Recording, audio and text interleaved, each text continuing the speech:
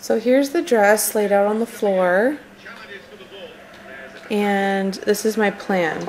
I'm going to cut it, so I'm going to mostly use the top, and I was going to use the whole dress and just cut off the bottom, but I think I'm going to cut it a little bit shorter. I'm going to cut it just below the zipper, and then it'll be a long shirt, and then I'll attach the skirt to the bottom of that. So that's the plan, and I'll show you what it looks like when it's done. So here's the dress cut, and I left some of the underdress out just in case I run out. I'll have extra fabric. And this fabric here, I think I'm going to turn into the cape, because Wonder Woman has a cape. So I think I'll use this as the cape, which works out nicely. And so from this point on, I'm going to attach the blue skirt to the bottom here, and then attach the belt, and somehow make the Wonder Woman symbol to put on the chest.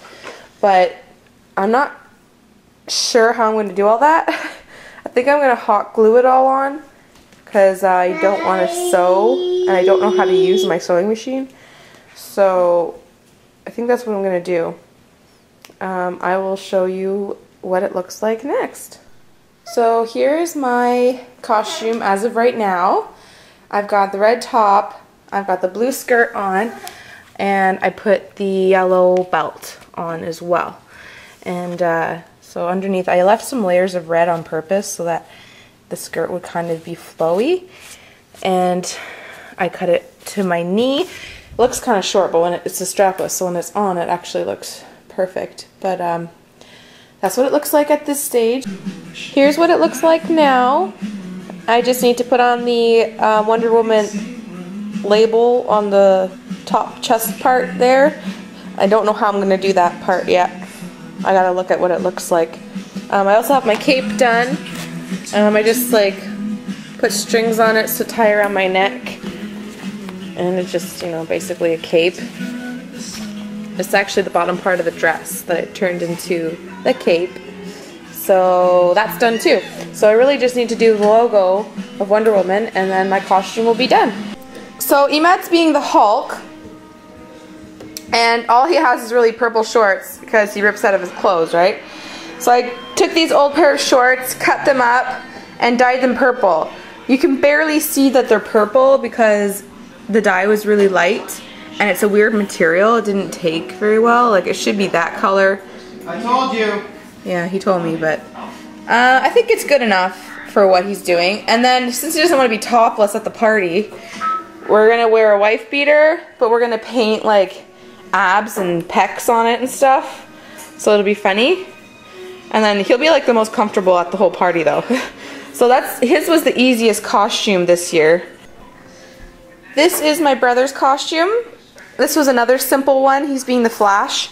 So this is just a t-shirt that we picked up at the store, and we couldn't find a plain red one, so it's inside out.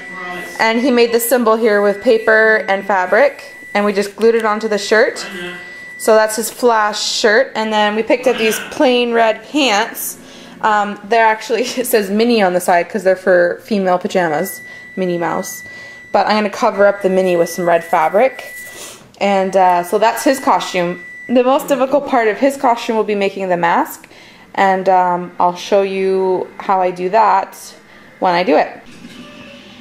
So now the Minnie Mouse logo is covered up with a few pieces of glue because I do want to reuse these pants after. They look extremely comfortable. So now you can't see the Minnie Mouse, so now they're pretty much just red pants. So what we did with the Flash's mask is all this fabric is his mask. And it was tricky making this mask, but there's the mask right there. 2 eyes, and the nose is an opening. And there's all this around because it goes over his head and back behind his neck. So here's the little wee mask right there. And then all of this rest of the mask goes on his head and behind his neck. And kind of like a bandana. So that's what we did for the Flash's mask. So his costume is done now.